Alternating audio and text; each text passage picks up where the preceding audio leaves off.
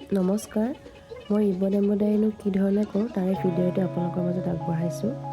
প্ৰথমতে এই ধৰণে পেঞ্চিলেৰে আঁকি ল'ব ফুলপাহ। তলত মই কাগজ এখনত আঁকি লৈছোঁ প্ৰথমতে, তাৰপিছত কাগজখন তলত দি তাৰ ওপৰত কাপোৰখন দি মই এই ধৰণে পেঞ্চিলেৰে আঁকি লৈছোঁ। বহুতে বেলেগ বেলেগ ধৰণে আঁকিলে, মই এই ধৰণে আঁকিলোঁ।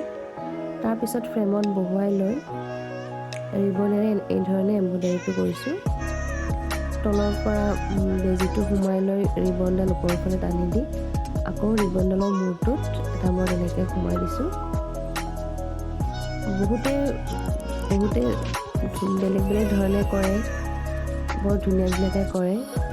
মই ভাবিছোঁ মই আজি মোৰ ফালৰ যিটো কৰোঁ সেইটো আপোনালোকক এবাৰ দেখাওঁ, কেনেকুৱা পায় আপোনালোকে এবাৰ জনাব।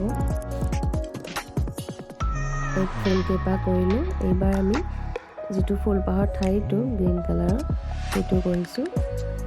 প্ৰথমতে গ্ৰীণ কালাৰৰ ৰিবনডাল মেৰিয়াই লৈ তাত বেজি এটা মানে এক্সট্ৰাকৈ সৰু বেজি এটা লৈ সৰু সূতাডাল লৈ তেনেকৈ এমূৰৰ পৰা ইটো মূৰ এনেকৈ সোমোৱাই দি মানে যিটো শ্বেপত দিব বিচাৰিছে সেইটো শ্বেপত তেনেকৈ দি ল'ব।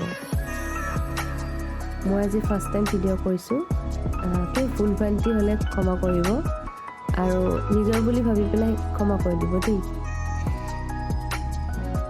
এতিয়া ফুলপাহৰ ঠাইটো হৈ গ'ল। এইবাৰ আমি পাতটো বনাম। ৰিবনাৰ প্ৰথমতে এনেধৰণে উলিয়াই লৈ তাৰপিছত যিটো পাতটোৰ মানে শেষৰ পাত তাত এনেকৈ বেজিটো সোমোৱাই দিব।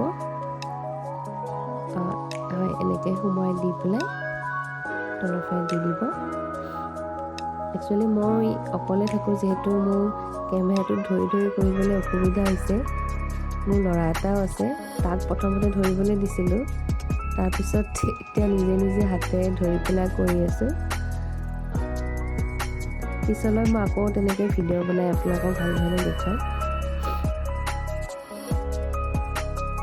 এয়া দেখিছেনে, ধুনীয়াকৈ হৈ গ'ল ফুলপাহৰ পাতটো যিটো। এতিয়া মই ফুলপাহৰ মাজত যিটো সেইটো ফ্ৰেঞ্চ নট লগাই দিছোঁ। ফ্ৰেঞ্চ নটটো এই ধৰণে এনেকৈ উলিয়াই এটা মেৰপাক এটা দি পেলাই সোমোৱাই দিব লাগে। আকৌ কৰি দেখুৱাই আছোঁ আপোনালোকক। এনেকৈ বেজিটো উলিয়াই প্ৰথমতে ল'ব, তাৰপাছত এইখন হাতেৰে টানি লৈ এইখন হাতেৰে এনেকৈ পাকটো বেজিত দি পেলাই আকৌ সোমোৱাই দিব। দিলে এটা ধুনীয়া এটা নট এটা হৈ যায়।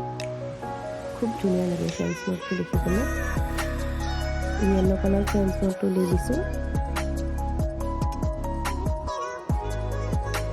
এনেকৈ এই ধৰণে 3টা বা 4টা ফ্ৰেঞ্চ নট দিলে হৈ যায় মাজৰখিনি।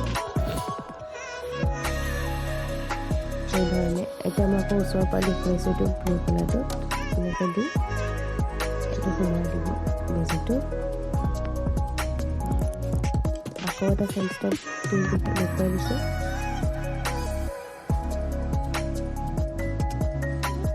এনেকৈ পকাই দি ভিতৰত সোমাই দিয়া হৈ যায়।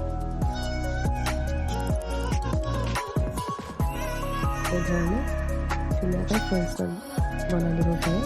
আৰু বহুতে বেলেগ বেলেগ ডিজাইনত ধুনীয়াকৈ বনাব পাৰে। আপোনালোকে যিটো হিচাপত ধৰা ফুলপাহ বনায় এনেকৈ ফ্ৰেঞ্চ নট লগাই বনাব পাৰে। বহুতো ধৰণৰ তেনেকুৱা ডিজাইন আছে। মই এনেকৈ ফুলপাহৰ মাজত দিছোঁ।